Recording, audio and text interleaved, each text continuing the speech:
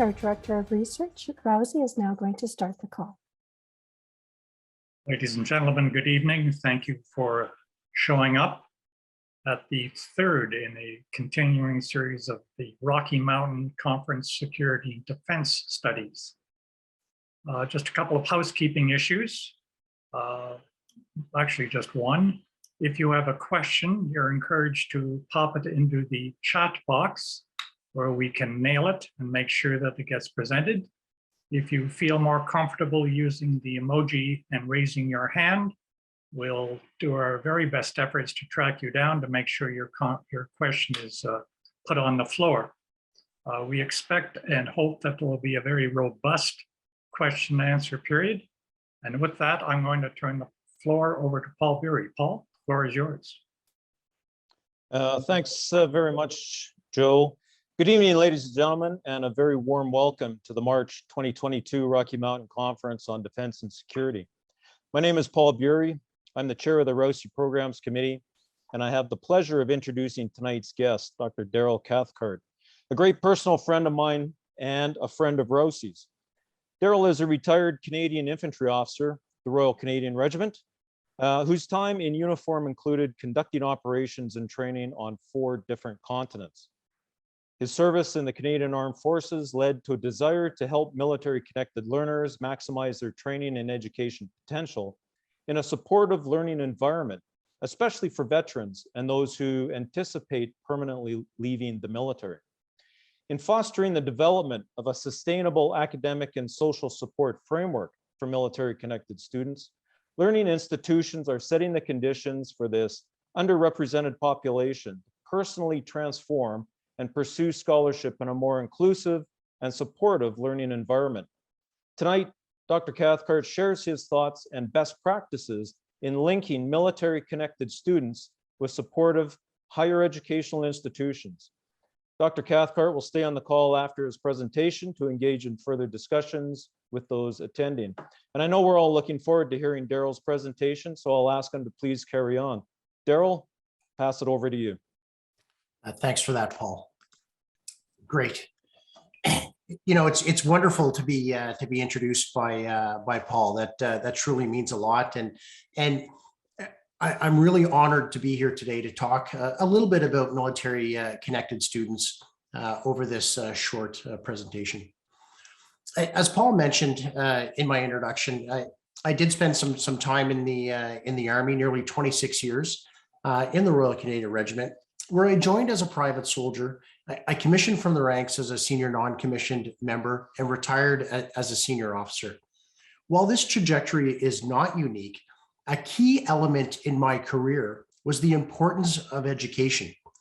Joining the Army as a teenager, right out of high school from the East Coast, I immediately recognized the impact and transformative power of post-secondary education on my career. And this is something that stayed with me since I left uniformed military service. Release Point Education, my consultancy, is the culmination of these efforts to assist others on their post-secondary journey so they can realize and maximize their potential. While the presentation is short today, I'm really looking forward to the discussion at the end, as Joe mentioned. This will be an introduction for some and a reintroduction for others to the concept of military-connected students in Canada. While in a Canadian context, military-connected students are gaining more scholarly attention, there remains a significant gap in understanding, awareness, and action across the post-secondary landscape throughout Canadian society and in the business community. When we go through this presentation, I want you to begin to consider some of the implications of exploring military-connected students from your professional perspective and area of expertise. The concept of military education really was adopted in Canada in the early 1900s, and during the First World War was raised to a whole new level. The Khaki University taught more than 50,000 soldiers and in order to get them prepared for post-war employment. These efforts were championed by Dr. Henry Torrey, the president of the University of Alberta at the time. Canadian historian Tim Cook wrote quite a bit on the Khaki University, and I encourage you to read some of his outstanding work. As an aside, today, the University of Alberta, under Dr. Suzette Bremo-Phillips, is championing a military and veteran strategy. So that's one institution that's looking at this phenomena a little closer. We do know that education was a crucial investment in the livelihood of soldiers during those periods of mass demobilization and reintegration after the World Wars. This timeline provides a brief snapshot of major conflicts as compared to benefits provided during the various periods. This is inclusive of a nearly 60-year gap of training and education supports being offered to all veterans. Appreciating the effect of this gap is essential to framing the phenomena of military-connected students that we're discussing here today. The socioeconomic benefits reflected here are just a mere snapshot of provisions offered to service members in exchange for voluntary enlistment.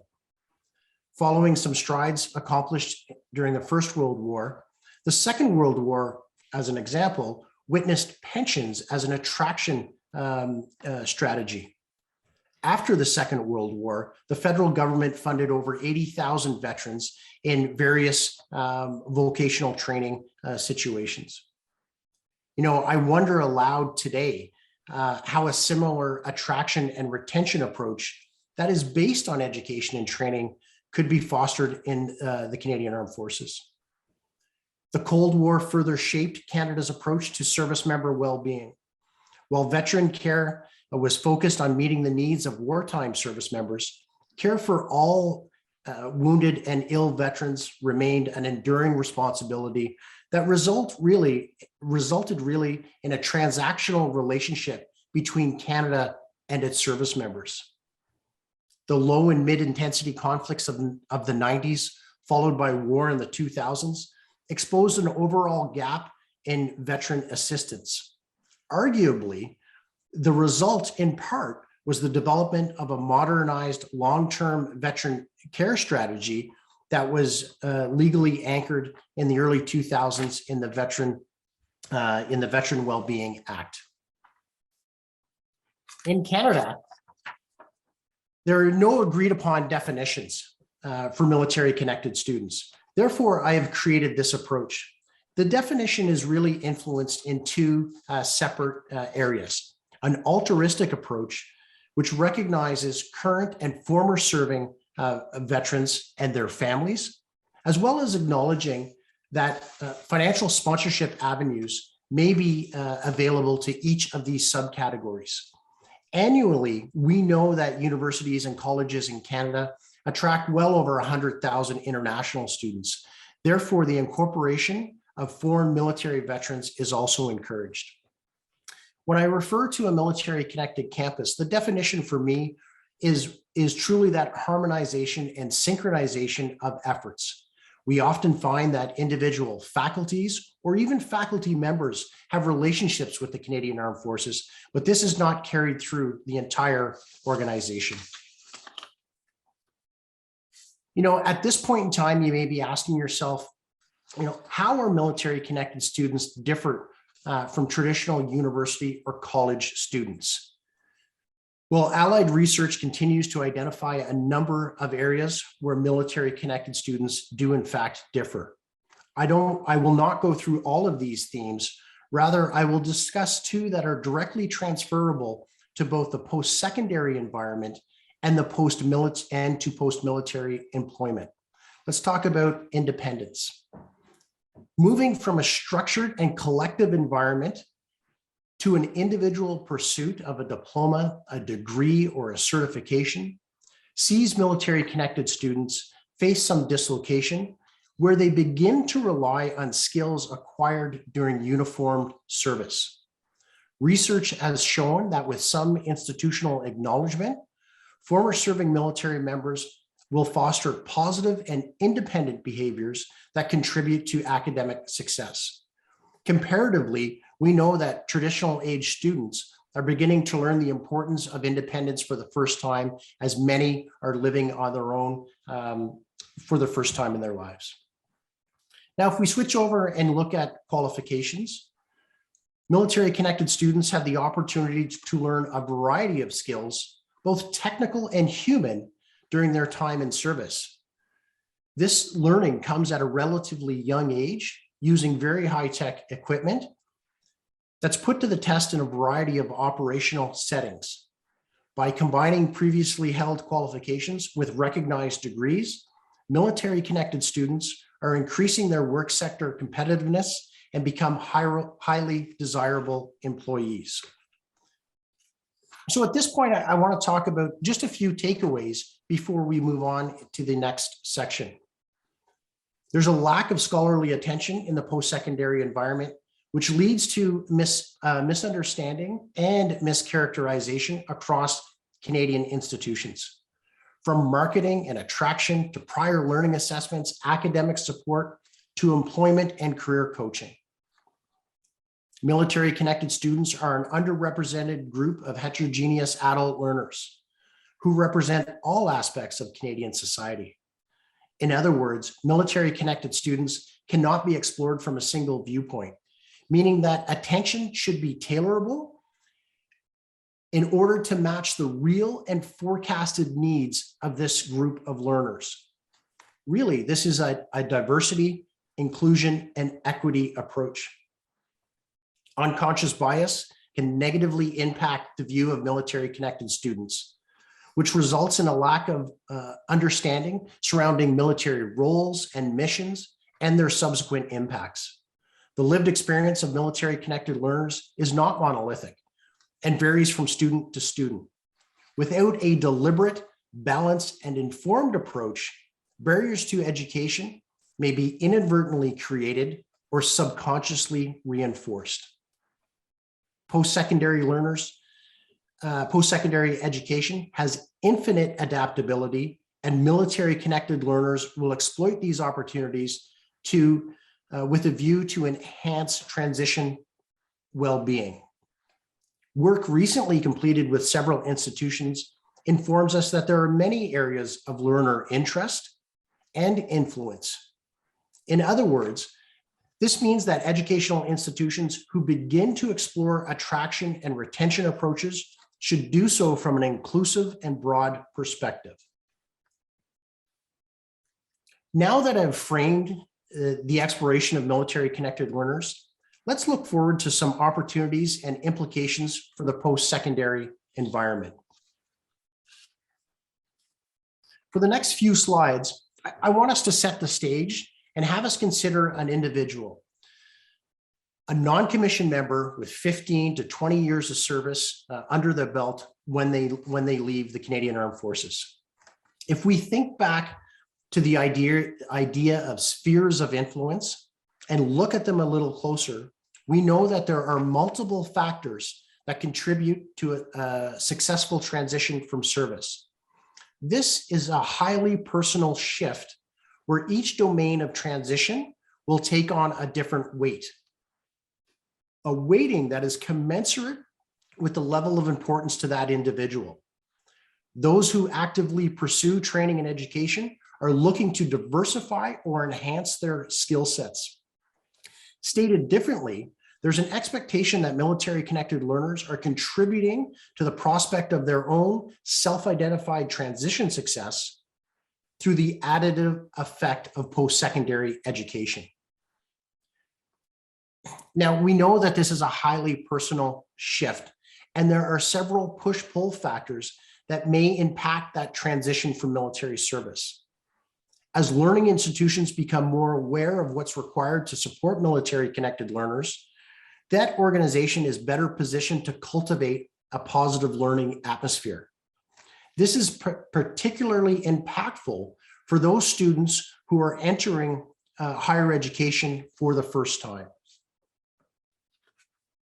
Now, if we think back to the definition that I proposed at the beginning of this talk, there are 6 different categories of military-connected students. I also mentioned that there are numerous opportunities for sponsored education. While I will not go through all of them in this talk, I want us to focus on the Veterans Affairs Canada Education and Training Benefit. Although this is a taxable benefit, the ETB, the Education and Training Benefit, is a robust offering for released service members and provides a great deal of flexibility for someone exploring the post-secondary landscape. The ETB was released in 2018. That was the first year for it. And in the first 2.5 years, we can see that nearly 7,100 Canadian Armed Forces veterans applied. Just over 1,500 were denied, and nearly 1,200 were approved for different short courses.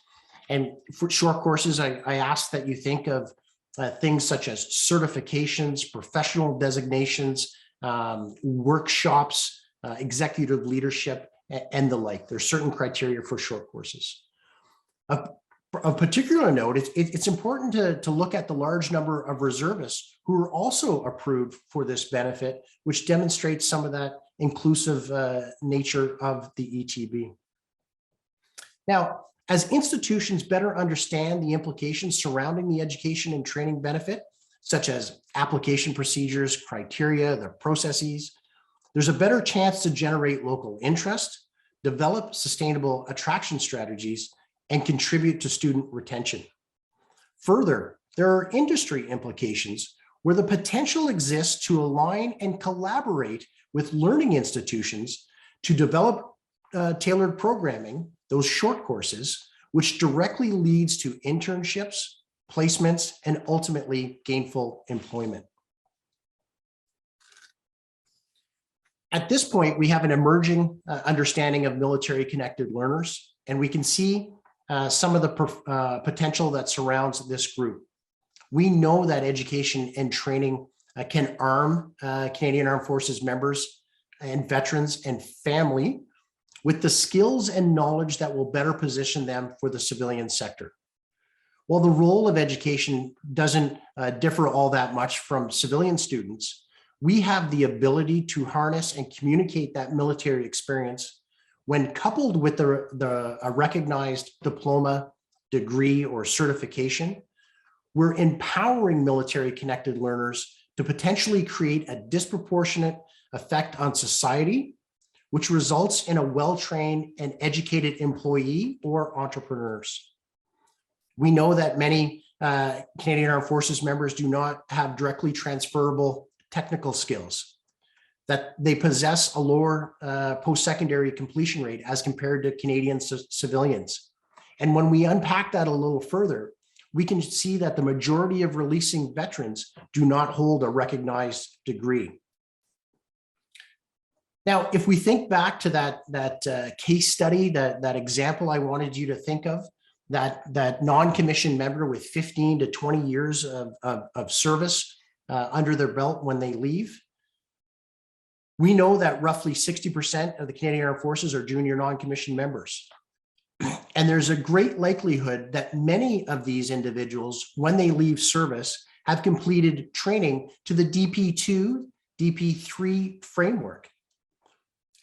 As we understand the connection to skills transferability, the connection to the education and training benefit, and the individual desire to increase workforce competitiveness, this truly presents Canadian colleges and universities with the occasion to create those tailored attraction strategies to provide customizable support and foster an inclusive learning environment that really leads to a recapturing of an individual sense of purpose. Now, to link all of the component parts of the academic and social support I've been referring to throughout this presentation, I've developed this tailorable framework, and it's aimed at addressing the real and forecasted needs of the students. This framework has materialized through the identification of a current gap in post-secondary support, where the implementation of this model will reduce barriers to education, specifically in terms of accessibility, campus awareness, and contribute to the overall student experience. The Military Connected Student Framework is an interconnected model that balances an academic, student service, and social support approach without duplicating existing institutional resources. While I'm not going to go into great detail on this framework today, but I certainly welcome in-depth discussions on this model in the future, I feel it prudent to re-emphasize that military-connected learners are underserved, and that research, predominantly from the United States, finds that institutional awareness and support significantly contributes to this group's academic success. Now, as we look forward and think about some areas that we can influence and explore a little further, one of them is that increased awareness and attention across post-secondary institutions that may be linked to employment opportunities. I think of purpose-built partnerships with the IT sector, with cybersecurity, and those in the defense industry. Next, we can encourage talent through the growth of education opportunities that are truly aligned with business and industry. And by that, I mean upon successful completion of a recognized degree or program, military-connected students are poised to have that disproportional impact on their chosen field. In Canada, military-connected students are an understudied population, where research is needed to further understand this group of adult learners and the implications that come from that. Finally, we should aim to diversify our thinking when it comes to the role of education and its relationship with the Canadian Armed Forces in terms of their attraction, retention, and transition strategies. By this, I mean considering a layering of education and training benefits, which provides a pathway to military service and seamless options upon release.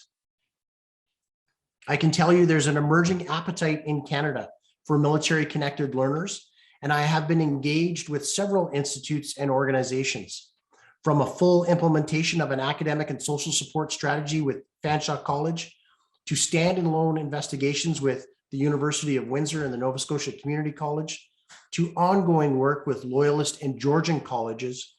All of these projects recognize the value of military-connected students and are taking deliberate steps to challenge the status quo. While education forms the foundation of my investigations, through my current collaboration with Helmets to Hard Hats, we are enabling this underserved population to find meaningful second careers.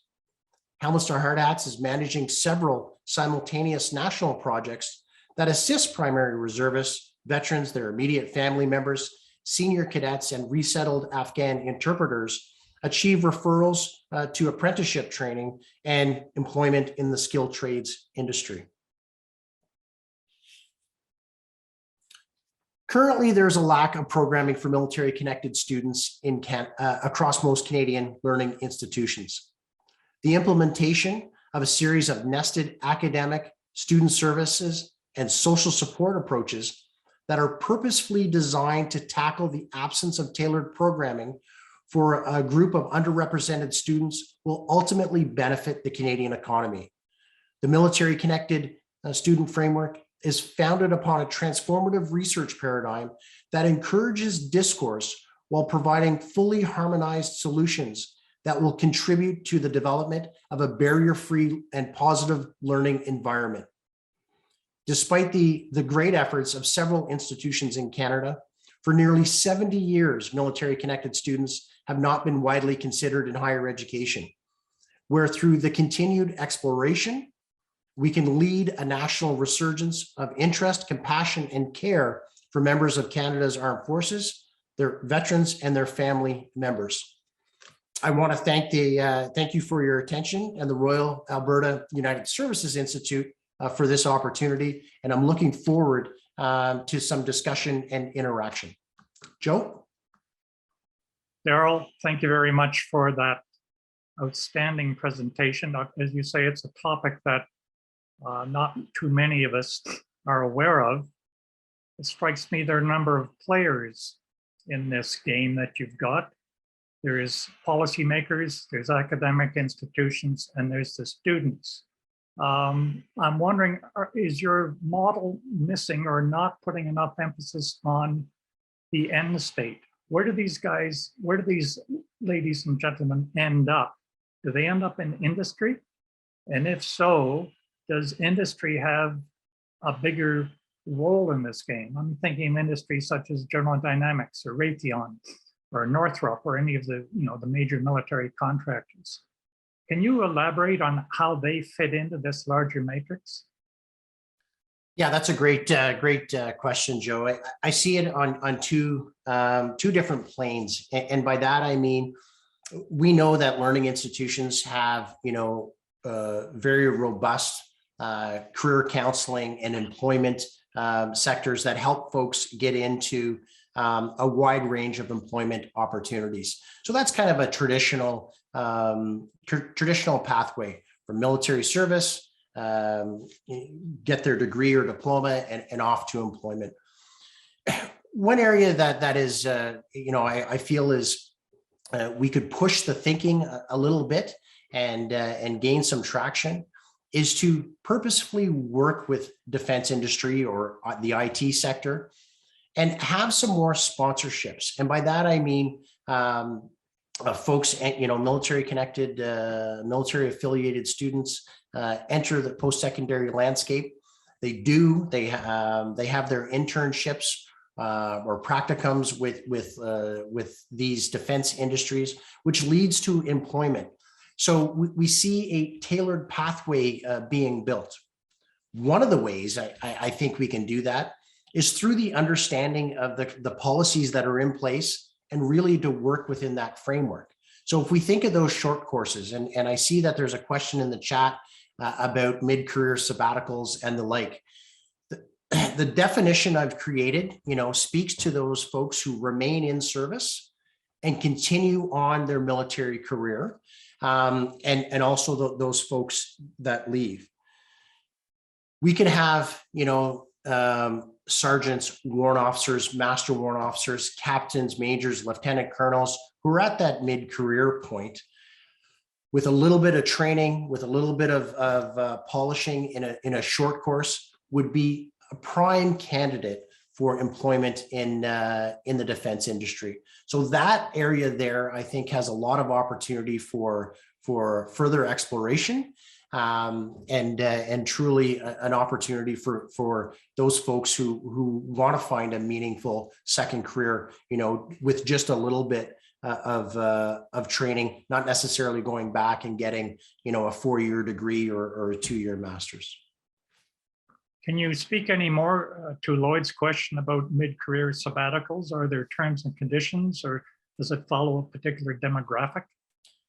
So perhaps Lloyd can expand on that, but what I would say is, we know that the Canadian Armed Forces has sponsored postgrads, right? We know that the Canadian Armed Forces has a variety of opportunities for those in-service members.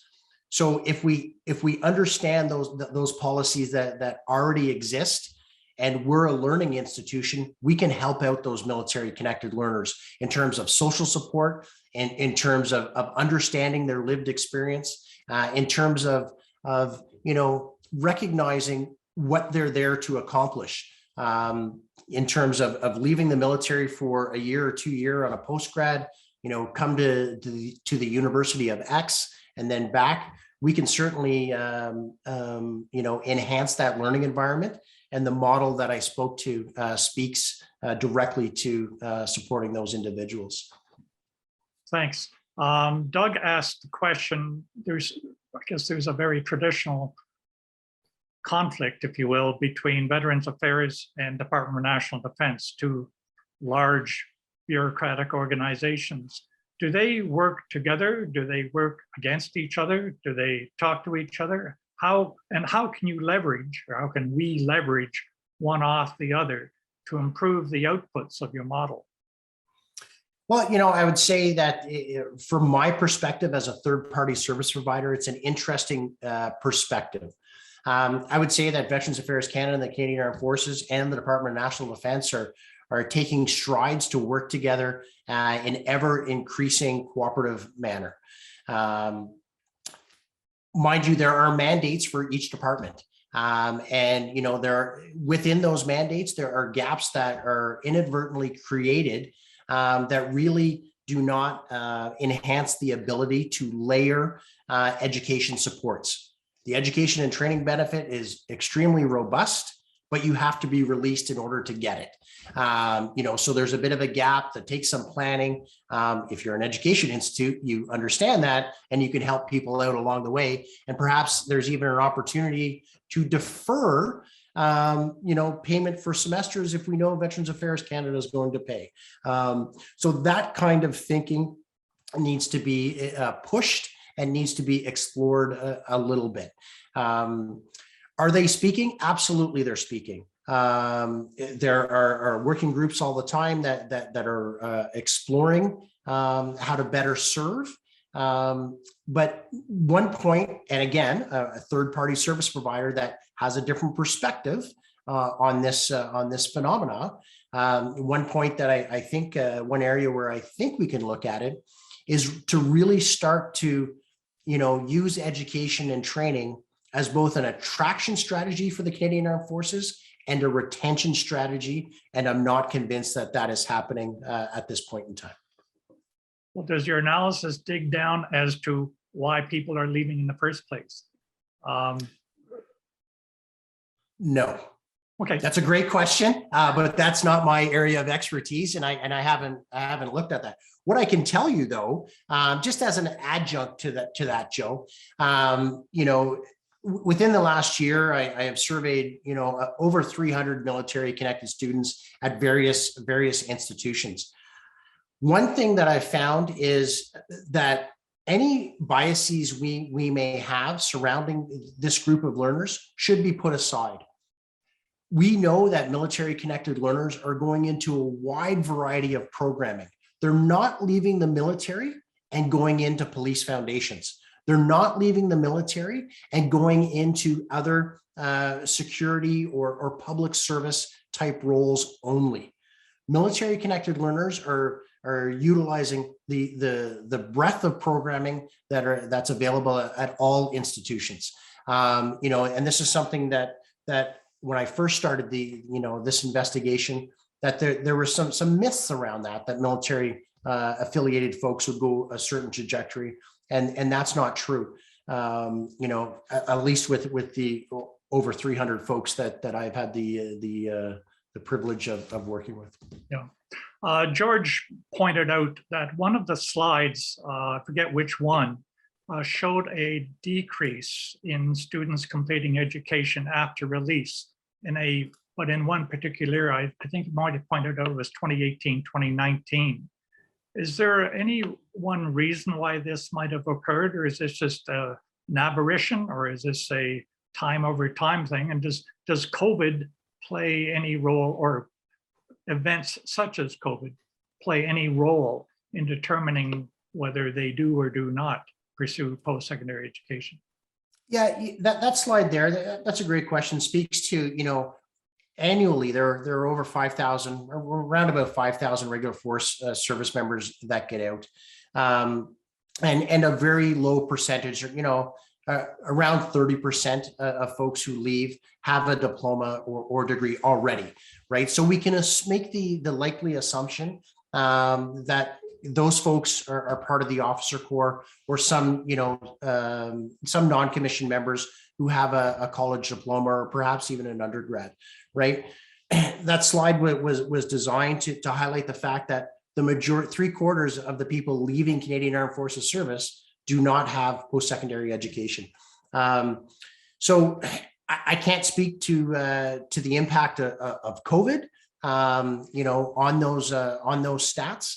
But we know that, you know, just by virtue of the rank structure, you know, who has university education and the like, we know that the lion's share of folks leaving the military, there's an opportunity there for colleges and university to look at that population, you know, that financially sponsored population as an element in their student bodies. when you speak about financially sponsored, you bring in the issue of public money. And Doug's asked the question, is public money available to industry to help in the post-transition employment? And maybe Paul can speak to this too, because Paul is part of the larger program. But what role does the public dollar play in implementing this whole model? Well, I think we need to keep in mind stewardship, right? There are a number of programs out there, from serving members to reservists. Unfortunately, the reservist amount of money for post-secondary education hasn't increased in years. It's the same amount. So when we start to think of that public dollar, we should be asking, are we getting, the benefit from these expenditures, right? Are we maximizing these learning programs, whether it's the Canadian Armed Forces paying for that regular force member, or the reservist, or Veterans Affairs Canada paying for spouses or children under certain criteria, or even the education and training benefit?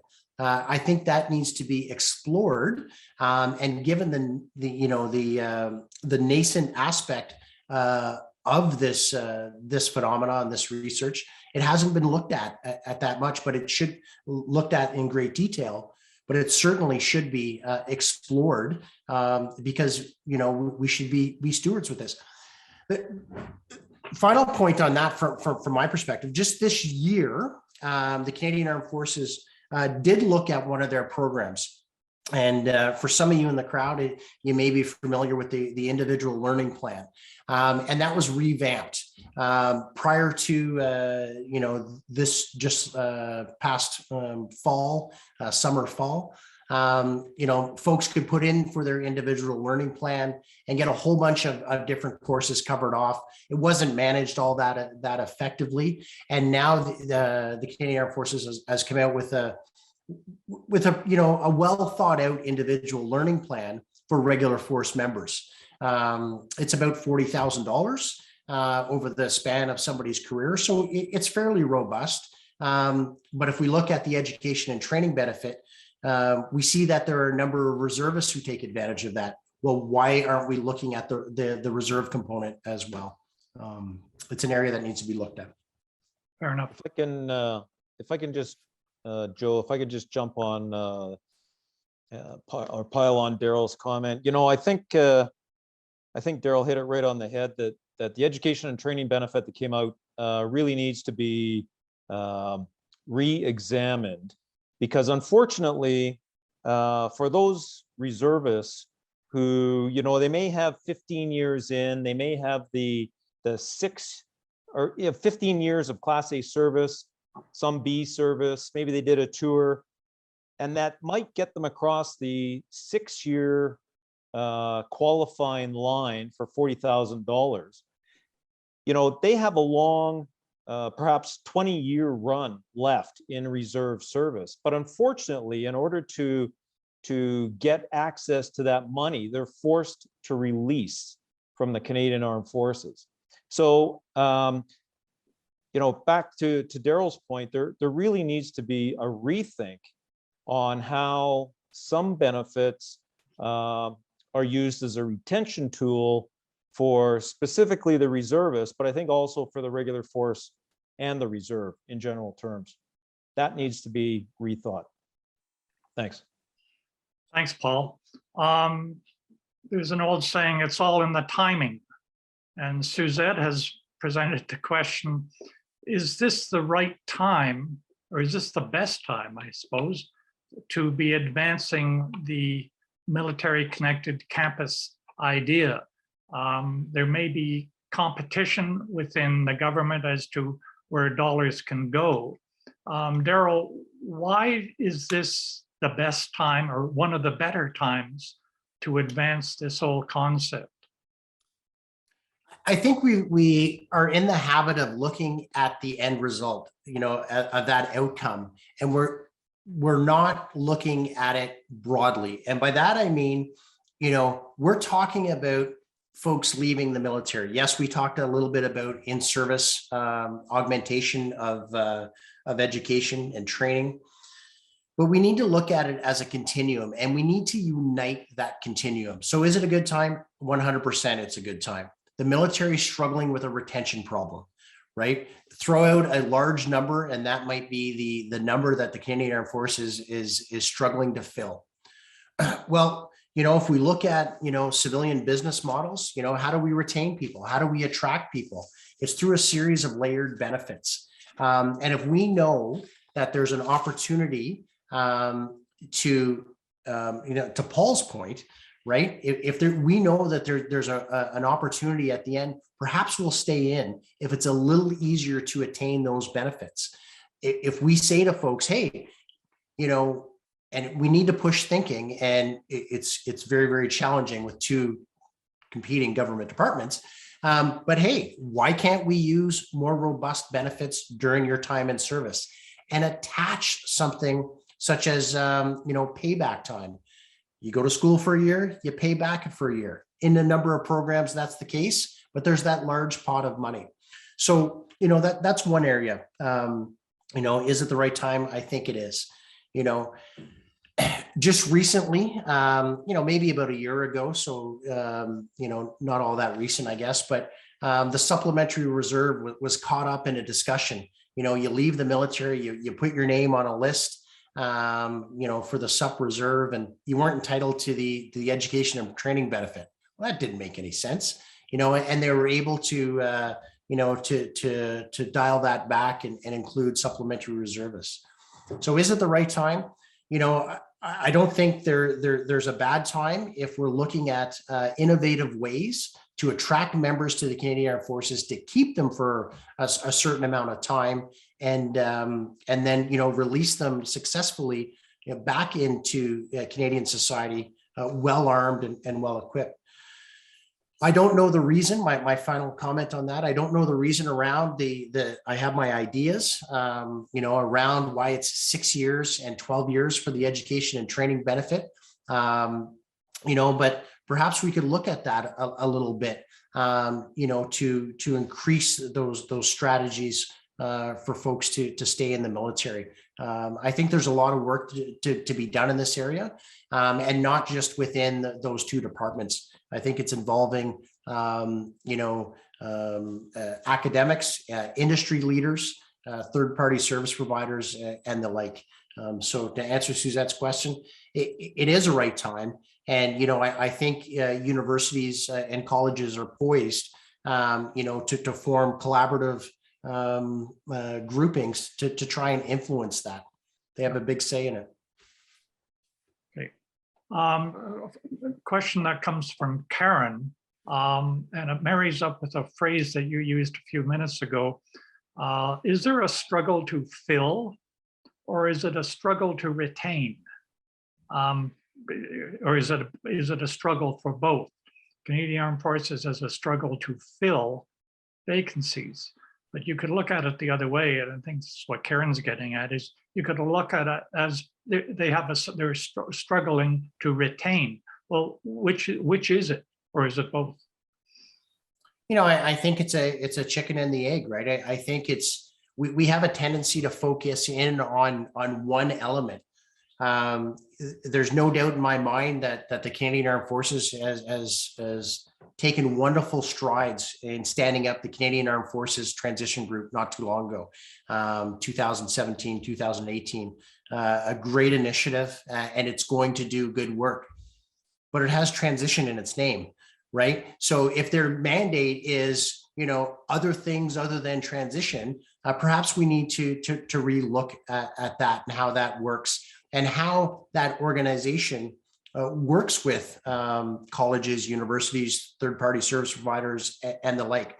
I think they're doing a good job, but I also think that it goes back to a timing question. Trying to manage a bunch of competing initiatives, at the same time. So, is it a recruiting thing? Perhaps. Is it a retention thing? Perhaps. But the combination of both of those, certainly has left a bit of a publicly known gap in terms of Canadian Armed Forces personnel management. Can I just revert back to Suzette's question? It was about timing. And as I recall, your answer is, yeah, this is the right time. Well, if this is the right time for the program, do all the parties in the program agree? And if so, Suzette's comment was, well, are the post-secondary institutions exploiting this best time? Are they working together? Is there collaboration within that community? Or is there competition within that community? Are these institutions fighting for the dollar, or are they fighting for the student? Can you explain the dynamic within that community of post-secondary institutions? If we look at the United States, and we all know it's comparing, apples to baseballs, or, culturally there are some differences there. But in 2022, their post 9/11 GI Bill has funded over 600,000, will fund over 600,000, veterans, military-connected learners. That comes at a cost of over $10 billion. Is there competition? Absolutely. Now, we're not there in Canada. We're not there yet. And we know that higher education writ large, there's a commodification aspect.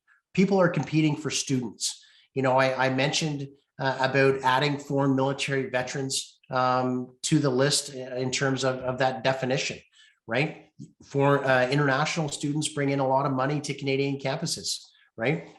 We should make the reasonable assumption that there are a number of foreign military veterans there, and we know that there are. So, that competition and, for the tuition fees certainly is there, but so is an appetite to work collaboratively amongst, right now it's personality based. The best I'm aware of, there are no formal organizations that are working on this. But there certainly is that opportunity for schools to work together, whether it's at the college or university level across the country. The phenomena is going to be different in Alberta than it is on the East Coast, just by nature of the demographics and the people that they serve. So there is that opportunity, but right now we're in the early days and just trying to shape the narrative around military connected students, try and put some biases aside and really start to push that thinking surrounding the opportunities for this group of students. Well, it leads me to a question that I've got, and you've answered it in part, but I'm just Joe Howard. I'm an average taxpayer. I'm a nobody. Why do I care about this? What's in this for me? And I'm wondering if my counterpart in the United States might have a different answer, or he might be expecting a different answer. Maybe my counterpart in the States, he's more of a patriot. America is full of patriots. Canadians are nationalists. I don't know. But if what is in this for the average citizen? Why should he or she care? Yeah, first and foremost, it's that support to members of the Canadian Armed Forces. Now, that doesn't gain traction, veterans and families. That doesn't gain traction, in the same amount from coast to coast, right? So that I think is important. That altruistic perspective of really supporting those who have served the country. Now, this comes at a time where we had increased attention around transition, around health, mental, physical, around well-being of the Canadian Armed Forces veterans and families. After Afghanistan, it was pretty high. Right now, we're starting to go down into a bit of a lull. We just turn on our TV or look at the internet, and the geopolitical situation is changing. Perhaps it goes to Suzette's question: is it the right time? Perhaps we're looking at an increase in military affiliated initiatives. We can't build this in an emergency.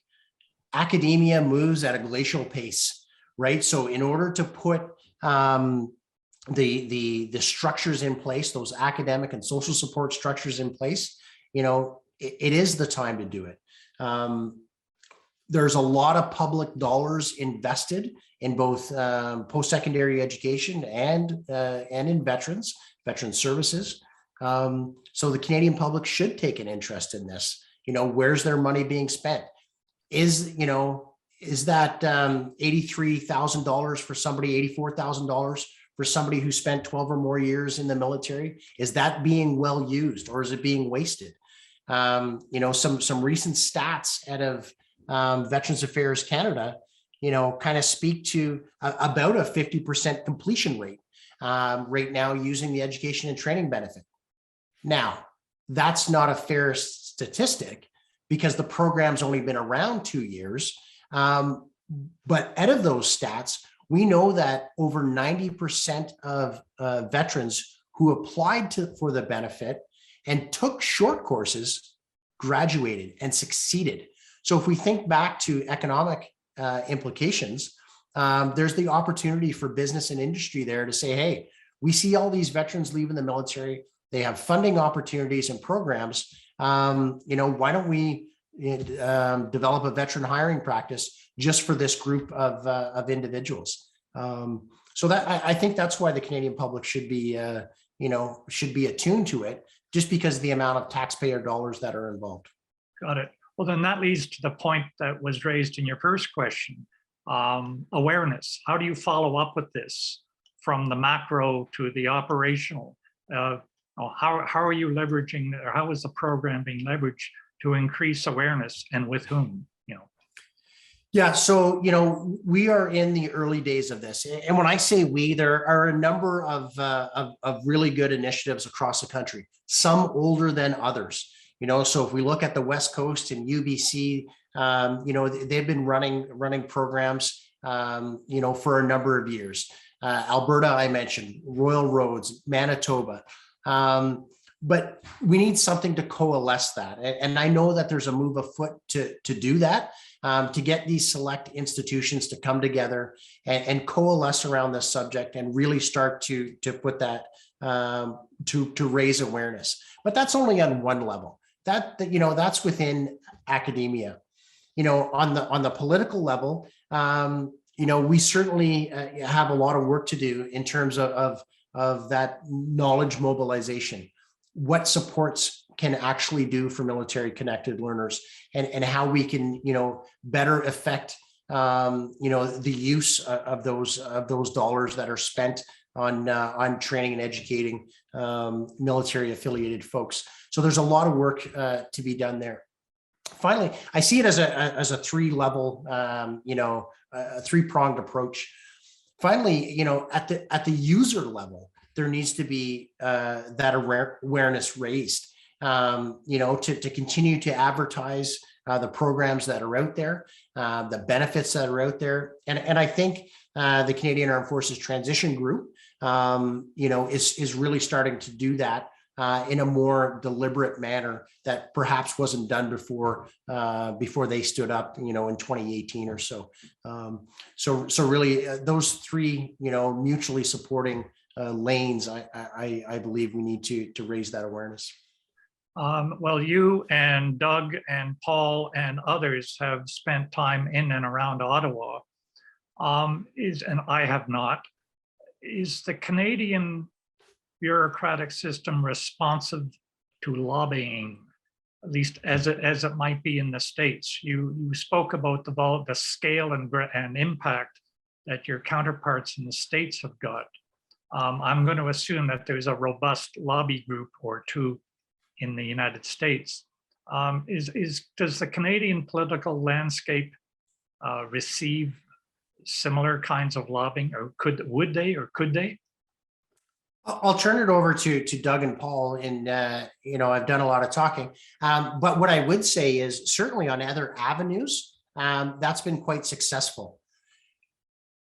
that being said, because of the of this issue being so new, and there's that perception of competitiveness with the Canadian Armed Forces, right? Like on one hand, we're saying, hey, like come to college, come to university, let's get some great education for you, in your post-service days. And on the other hand, we're trying to, leverage that with folks staying in. So, on other avenues, there certainly is the appetite and mechanisms to do that. I think we're in our early days Okay. now.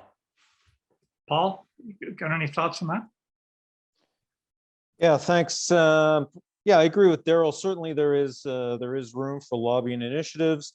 The government is receptive to some of those initiatives. And I think in this case, it would be most important in how you frame the narrative. And I think if the narrative was framed in such a way where you talked about or articulated clearly the benefits to the community at large.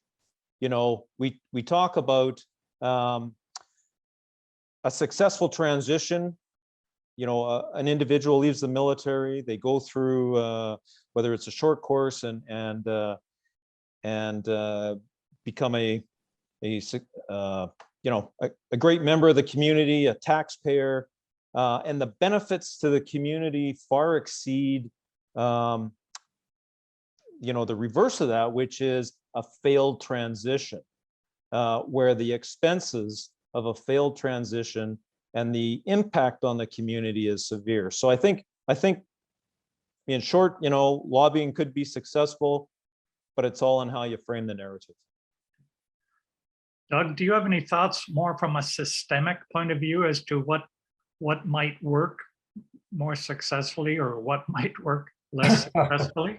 That's a tough one, Joe, but I think our Canadian system is based on influence at the grassroots. You'd have to, as Paul say, demonstrate what the either the benefit or the savings is to the government on almost by riding basis. You'd have to go to the local members of parliament and say, hey, the University of Calgary, the University of Alberta could benefit from this by getting X number of students, or the advertising would be great, or the social benefits would be great. But yeah, I don't think we've got the same system as the Americans where money talks. I think influence is more the Canadian way, or maybe I'm being naive, but Well, it may be appeal to national values as much and as to national interests as much as it is measured in dollars.